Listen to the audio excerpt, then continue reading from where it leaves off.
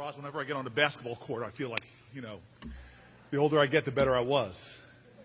It's good to be home. The commute this morning was much better than me commuting down to Washington, D.C. And it's good to see so many people here. Assemblywoman Tucker, I cannot tell you, just seeing you here lifts me. Next to the former mayor, we don't only have two former mayors, but Mayor Quintana. Don't you get called Mayor Quintana? No, not really? I feel like I'm amongst family, and I want to be very clear. Newark has always had to fight for everything that we've gotten. And often we've had to fight against folk who gave up on us, didn't believe in us.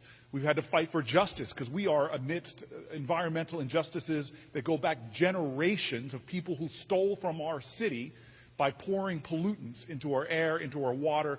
You all know what happened to the Passaic River as corporations did not put things like an Agent Orange plant, not paying for simple drains to contain that stuff, polluted a river that now is costing billions of dollars to clean up and stole from generations of Newarkers. Roz remembers the stories. There was generations of Newarkers who used to be able to go get food from that river. Now you can't even eat anything that comes out of it. And so today, I see my environmental justice leader sitting there shaking her head, Miss Gaddy. Somebody was starting to applaud for you, Miss Gaddy. Why don't you applaud for Kim Gaddy, please? Is she as tough on you as she was on me, man? Look, but the powerful thing about this moment in American history, in Newark history, is that we have this complete alignment of leaders, many of them who now live in our community, who are aligned and fighting not against each other, but in a symphony. I know the county executive couldn't be here because of a schedule conflict, but dear God, you look around and see how he battles for this city, and he is a loyal guy, grew up in this city. We have state leaders, you already heard from Teresa Ruiz, who love Newark, live in Newark, and fight for Newark. We have a governor who has not forgotten how much we supported him, and he's been here to support us. All these resources are now coming together, and we have an alignment all the way to the federal level. From the time I got into the Senate, I was introducing bills about what? Environmental justice. And where did we get the leaders to help us write the bill, Kim Gaddy? We turned back to this community, to activists and leaders to help us write that legislation. And then lo and behold, we elect a president that immediately turns to Senator Menendez and I and says, what can we do? And that's when we started seeing bills that we had been introducing, Don Payne, for years, get suddenly incorporated around issues that were critical. From why do we have such a high maternal mortality rate, especially disproportionately affecting women? He was like, let's incorporate that into what we're doing. Why are black businesses disproportionately unbanked? We've got to do something to help them. That money came here to Newark. And the thing that gave me such great excitement was that he decided to incorporate legislation that I had written about this urgent issue of environmental justice. Roger Leone knows this. Some of the biggest issues facing our kids have nothing to do with what happens in the classroom. It has to do with the asthma rates. Epidemic levels in Newark. The number one reason kids miss school in this city is because of asthma, health-related issue they miss school for. The permanent poisoning of a child's brain. We've seen that in Newark with lead paint and lead in our water. And so today is a glorious day. But I do have to say this.